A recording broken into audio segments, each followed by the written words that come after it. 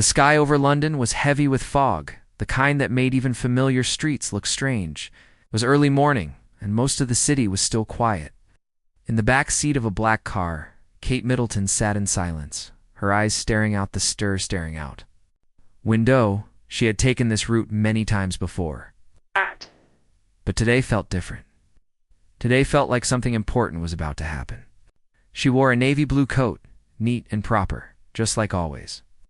But her hands gave her away, kept moving, fingers touching the fabric again and again, as if trying to calm the nerves inside her. Her heart was beating faster than usual. Was not on her way to a public event. There were no reporters, no cheering crowds, no royal wave. This was private. It's very private. 3 days earlier, Kate had received a phone call.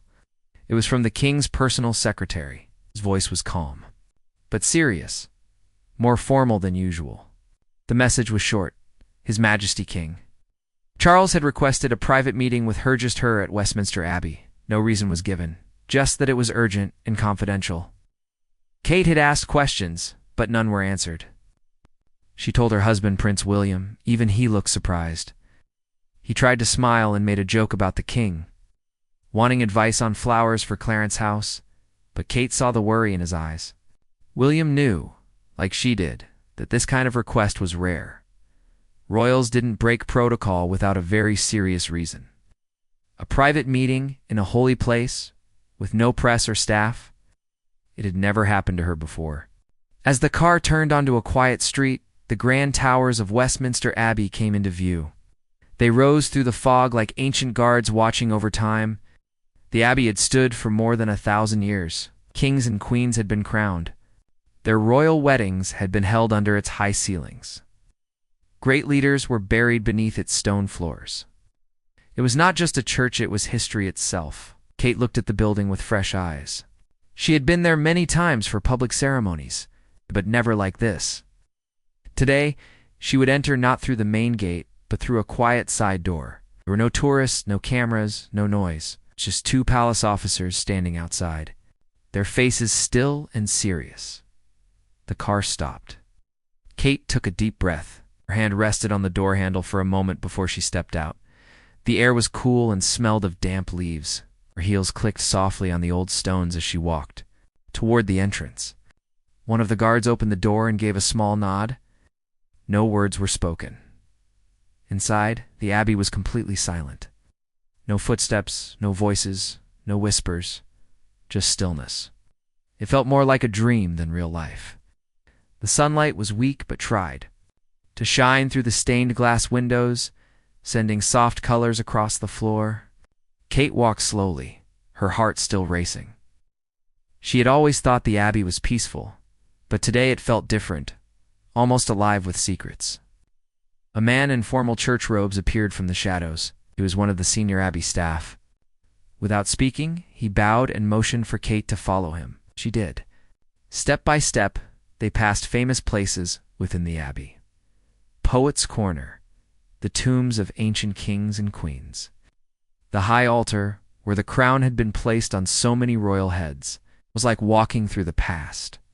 Then ahead in the soft light, she saw a figure sitting alone on a wooden chair near the altar. Even from a distance, she knew it was King Charles. He was not wearing a crown or medals, just a simple, dark, formal suit. His hands were folded in his lap. He looked calm but tired, very tired. The churchman who had led her gave one more bow, then stepped back into the shadows, leaving Kate alone with the king in the giant, silent space. For a long moment, neither of them moved. The silence was deep and full. Kate stood still, her eyes on the man who now led the British monarchy. He looked up slowly and met her gaze. His eyes held something she had never seen before, and him not just royal power, but something softer, something almost sad. He gave a small gesture, inviting her to come closer. As Kate began to walk toward him, her footsteps the only sound in the Abbey, she felt the weight of the moment settle on her shoulders. She didn't know what the king was going to say, but she knew deep in her heart that whatever it was, it would change everything. Kate had never heard silence feel so loud. Every step she took echoed through the great stone walls of Westminster Abbey, Her heels tapped lightly on the cold floor. Oh. But in that sacred place, even the softest sound felt powerful. The air smelled like old wood and stone. It smelled like history. The king was waiting for her near the altar. His back was straight, his hands still folded, but his eyes followed her every move. There was something different in his expression. He didn't look like the man who waved from balconies or stood tall during state events. Today, he looked human, real, tired but calm, and more serious than she had ever seen him. As Kate stopped a few steps away from him, he gave a small, quiet nod. She waited. She didn't know if she should speak first. But then the king broke the silence. "Please," he said softly, "sit with me." Kate sat in the wooden chair beside him. Her back was straight, her hands folded in her lap. Like his. But inside, she felt anything but calm. Her heart beat fast in her chest. She had no idea what was about to happen. The king looked straight ahead at the altar. For a few seconds, he said nothing. Then he spoke. "I've been thinking," he began, "a lot more than usual." Kate waited. He continued about the future, about the crown, and about you. Kate blinked in surprise. About her. The king turned his head and looked at her. "This is not an easy time for the monarchy," he said. "People are changing. The world is changing, and I fear I may not be the leader the people need for very long." Kate opened her mouth slightly, unsure what to say. But the king raised a hand gently, signaling her to just listen. "I've read the letters," he said. "I have heard the voices in the streets. Many of them no longer feel connected to us. They say we are too far away, too quiet, too polished. But when they see you, Kate, it's different." Kate was stunned. She had never seen herself as special, just loyal, just careful, just doing her best. "You have something rare," the king said. "You don't just represent the royal family. You touch people's hearts. You make them feel seen." Kate's eyes were wide. No one in the family had ever spoken to her like this. He looked away again, his voice soft. "You remind me of my mother, not in how you speak, but in how people listen when you do. They trust you." Kate felt her throat tighten. The king was talking about Queen Elizabeth, one of the most respected women in modern history. The comparison felt too big. "I'm telling you this," he continued, "because I believe it is time for something new, something that hasn't been done before." Kate leaned forward slightly, still silent. "I want to create a new role," he said. "Not queen, not princess. Something more. No. I want you to become the face of the royal family's new beginning." Kate blinked again. Surely she had heard him wrong. The king turned fully to face her now. "William is the future. That has always been clear. But he will need more than a wife. He will need a partner. A leader beside him. Someone who can speak when he cannot. Someone who can bring the crown closer to the people." Kate's breath caught. She didn't know how to respond. The king waited, gave her time, and he continued. "You would not replace me," he said. "You would stand for something new. You would help carry the weight. You would show the world that the monarchy can change, that it can listen." Kate looked down at her hands. She had always followed the rules, always supported from the side. She had never thought of herself as a leader. And now he was asking her to become one. I don't know what to say," she whispered. "You don't have to say anything now," the king replied. "I only ask that you think about it." Then he stood slowly and walked toward one of the stained glass windows. The morning light came through the colored glass and danced on the floor. "There's something else," he said quietly. "Something you must know." Kate looked up. "My health," he said without turning. "It's not what it used to be." Kate felt her heart drop. "The doctors say I still have time," he said, "but maybe not as much as I hoped." He turned to face her again. "This is why I've called you here. I must prepare William, and I must prepare you." Kate stood now, feeling the weight of his words in her chest. This was no longer just about her. It was about the future of the crown, of her family, of the country, and it had already begun. Kate could still hear the king's words in her ears. "My health is not what it used to be." Those words stayed with her like an echo, even as she stood silently in the great abbey. The truth had been spoken. not to the public. It's not even to most of the family, but to her alone. The king had trusted her with something deeply personal, and now everything felt more real, more serious than before. She looked at him as he stepped away from the stained glass window and walked slowly back toward her. There was no crown on his head, no guard standing nearby, and no throne behind him. But in that moment, he looked more like a true king than ever because he was honest, open, and deeply human. "I'm not stepping down," King Charles said gently, "but I need to know the future is in good hands." Kate nodded slowly. She was still trying to take in everything. The king had just told her about his health, about the changes he wanted to make, and most importantly, about a new role for her, a role no one in the royal family had ever held before. The king continued, "William will make a fine king, of that I have no doubt. But being a monarch today is different from what it was even a few years ago. People want more than tradition. They want connection. And Kate, you give them that." She stayed quiet, listening carefully. "I've watched you," he said. "Speak to people, and they don't just smile, they open up. Children run to you. Strangers cry in front of you. It's not because of your title. It's because of your heart." Kate felt a warmth in her chest. She wasn't used to being praised this way. Most of her royal life had been spent quietly, supporting William, smiling for the cameras, shaking hands, doing her duty without ever trying to stand out. But now, the king was asking her to do the opposite. He wanted her to step forward, to lead, to become something more. "William is strong, smart, and passionate," the king said. "But he sometimes finds it hard to do the ceremonial part. The speeches, the grand events, the formal dinners, those are not his favorite things." Kate smiled a little. She knew it was true. "You, on the other hand," the king said, smiling back, "make those moments look easy. You make people feel like they belong, even at the most formal events. That balance between you and William, it's special, and it's something the monarchy needs." She thought about it. William cared deeply about serious issues like the environment, mental health, and homelessness. But he didn't always enjoy the traditional side of royal life. She had seen it many times. When things became too formal, he grew quiet. But when he was in a room with people who needed help, his passion returned. Kate had always helped him find that balance. But now, the king was asking her to do even more, to carry some of the royal weight on her own shoulders. "There was once a queen," the king said suddenly, turning toward a nearby tomb. "Her name was Eleanor of Aquitaine. She was powerful, respected, and wise. She was queen of 2 countries, France and England. She didn't just stand beside her husband, she ruled with him." Kate looked at the stone figure lying peacefully in the tomb.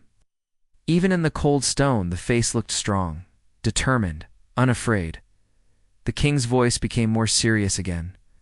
"I'm not asking you to be like her in every way, but I believe you have her same strength.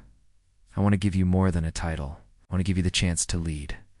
Kate took a deep breath. "What would that look like?" she asked softly. The king stepped closer. "You would still be Princess of Wales, but also something more, something new. You would have your own team, your own plans, and your own voice. You would represent the monarchy at home and abroad, and you would choose what matters most to you." Kate thought of the work she had already done, her efforts in children's mental health, early development, and helping families in crisis. She had always cared deeply about these things, but now the king was offering her a larger platform, more tools, and more power to create real change. "Would I still be able to keep my current charities?" she asked. "Yes," the king said, nodding. "But you wouldn't just support them. You'd lead them. You'd build new programs. You'd speak in parliament if needed. You'd help shape the future." Kate felt both excited and nervous. This wasn't just a new job. It was a new life. The king looked into her eyes one more time. "There will be critics," he warned. "Some will say it's too bold. Others will say it's not enough. But I believe the people are ready for a monarchy that changes with the times. With your help, we can show them exactly that." Kate didn't speak yet. Her mind was spinning with questions, thoughts, and feelings. But But deep down, something inside her had already begun to shift. The path ahead was not one she had expected, but perhaps it was one she was meant to walk. Kate's heart was full of noise, even though the abbey around her was completely silent. She had come expecting a short meeting, maybe a kind word or a quiet message. But what she got was far more than she ever imagined.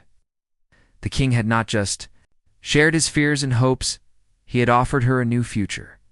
A future where she would not walk behind William, but beside him, not just as a princess, but as a leader. She stood by the great tomb of Eleanor of Aquitaine, looking at the face carved in the stone. Even though the queen had died hundreds of years ago, her presence still felt strong. That queen had changed history. Could she? The king's footsteps echoed softly as he walked back to her side. "Kate," he said gently, "you don't have to decide right now, but I need you to truly think about it. We are not just fighting for tradition, we are fighting for meaning." Kate nodded slowly. Her thoughts were racing, but something inside her was becoming clear. This was not about power or position. It was about purpose. She had always wanted to help people, especially children and families. Now, the king was giving her the chance to help on a much larger scale. He continued, "If you say yes, everything will change. You will have more duties, more attention, and more pressure. But you will also have a voice, a real voice. And I will support you every step of the way." Kate looked into his eyes, retired but filled with hope. She could feel that he truly meant every word. He wasn't just asking for help. He was asking her to carry the future with him. "What about the public?" she asked softly. "What if they don't accept this change?" The king gave a small smile. "Some will resist it," he admitted, "but most will understand. They want to see a royal family that listens, that cares. That grows. You show them that every day already. Now we just need to make it official." They sat down again, side by side. The abbey was still empty except for them, but it felt full of history, full of ghosts, full of the future. Kate thought of her children. George, Charlotte, and Louis. What would this mean for them? What kind of mother would she be if she stepped into this new role? The king seemed to read her mind. "You will still be their mother," he said. "But now, they will see you not only as their mum but as a woman who made a choice to serve something greater than herself. That is a lesson they will carry forever." Kate felt a soft ache in her chest. It was fear, but also pride. She had never seen herself as more than a helper, a supporter, quiet strength in the background. But now she was being asked to stand in the light. She looked around the abbey one more time. The golden morning light poured through the tall windows. The colors of the glass painted the floor like a dream. And in that dream, she saw something clearly. A new kind of royal life. A path of service, leadership, and love, not just for her family, but for the country. She turned to the king. Her voice was quiet but steady. "I will do it," she said. "I will become the face of the change you are asking for." The king closed his eyes for a moment. When he opened them, there were tears in them, not of sadness, but of relief, of gratitude. "You have no idea," he said, "what this means to me, and to the future of the crown." He stood up, and so did she. And then, without thinking, Kate slowly bowed her head. It was not a bow of duty. It was a bow of promise, a bow of strength. And in that moment, silence fell over the abbey again. The king stepped forward and gently placed a hand on her shoulder. "When the time is right," he said, "the world will know. For now, let us carry this quietly. Let us prepare." And just like that, the meeting was over. But history had already been made. As Kate walked back through the empty abbey, her footsteps soft on the old stones, she felt different. She was still the same woman, still the same mother, still the same wife. But now, she was also something else. A future leader of a changing monarchy. A bridge between tradition and tomorrow. Outside, the fog had lifted. The sun was shining over London. And deep inside her, Kate knew this was not the end of something. It was the beginning.